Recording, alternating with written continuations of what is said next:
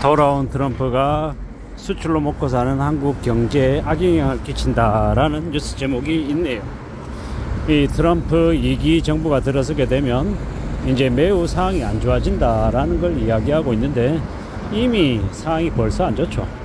원달러 환율 1,400원 넘어섰고, 그리고 최근에 이제 코스피 이제 2,400 무너지고 있고, 또한 국내 증시를 이제 이탈하는, 탈출하는 국내 투자자 늘어나고 있고, 외국인 자금 이탈하고 있고, 여러 가지로 우리에게 악재들이 계속 넘쳐나는 것 같습니다.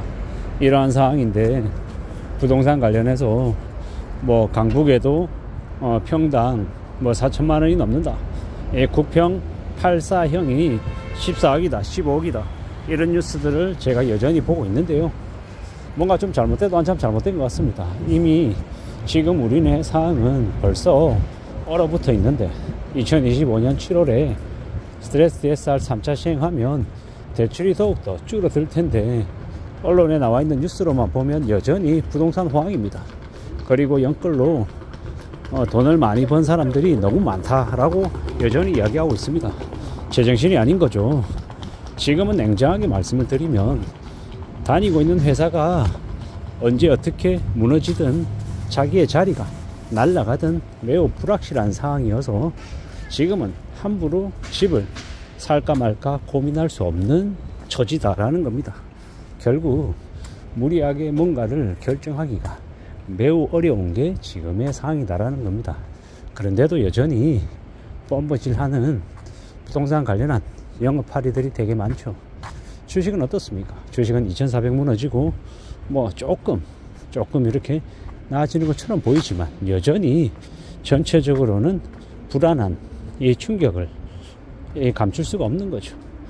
트럼프 2기 정부가 들어서고 되게 관세 폭탄을 한국에 터뜨리면요, 보조금을 주겠다라고 했던 걸 폐지해버리면요, 여러 가지 이슈들이 너무도 많이 산적해 있다라는 겁니다. 그래서 한국의 경제 상황은 매우 암울하다라고 봐야 될 것 같습니다.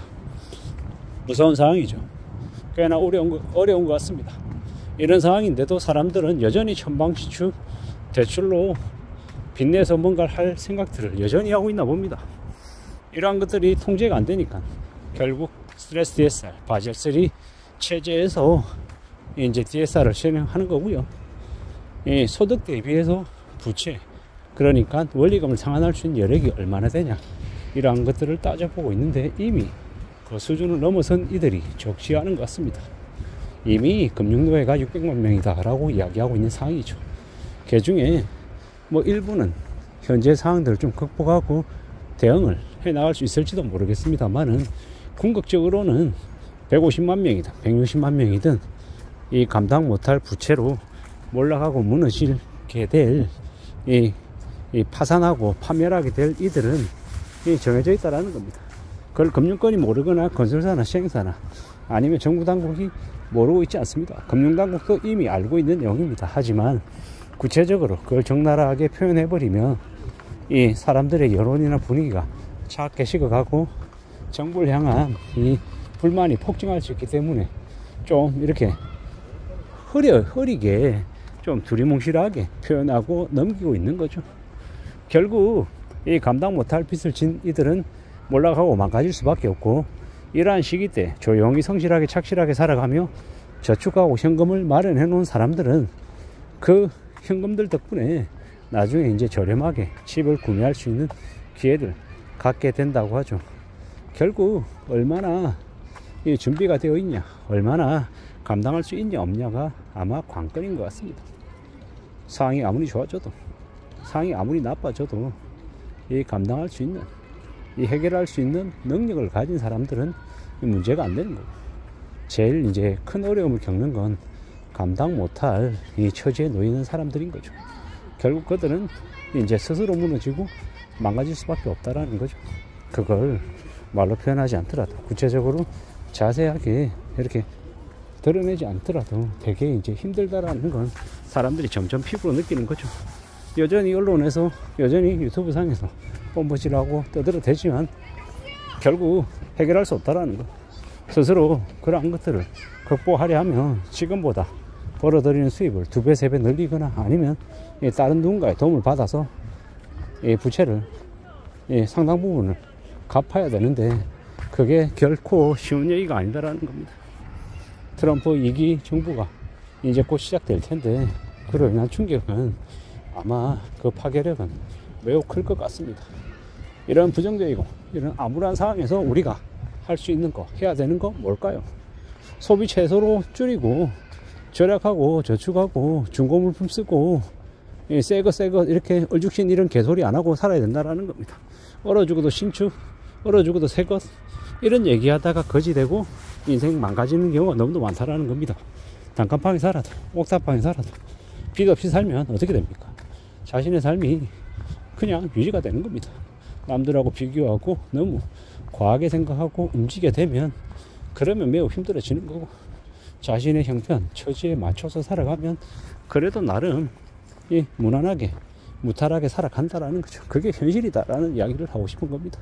앞으로 우리가 살아가면서 만나게 될 무수히 많은 어려운 일들, 고민들, 걱정들, 숙제들 다 어떻게 해결해야 되겠습니까?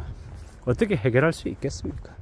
그건 결국 내가 바로 쓰고 내가 좀 안정적인 삶을 살아갈 때, 그럴 때 그 다음이 또 보장이 되고 확보가 되는 것 같습니다. 그렇게 마음을 먹고 지내는 게 좋을 것 같습니다. 돌아온 트럼프가 한국에 많은 위협이 될 것 같다라는 거.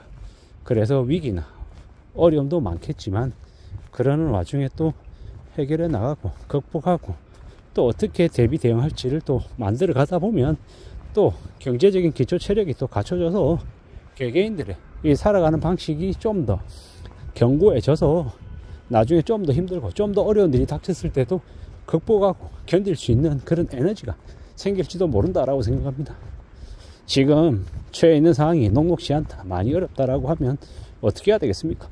자신의 재능을 좀 더 발굴하고 좀 더 노력하고 애써서 어떻게든 스스로 돈을 더 벌 수 있는 그런 구조를 만들어 가야 된다라고 생각합니다.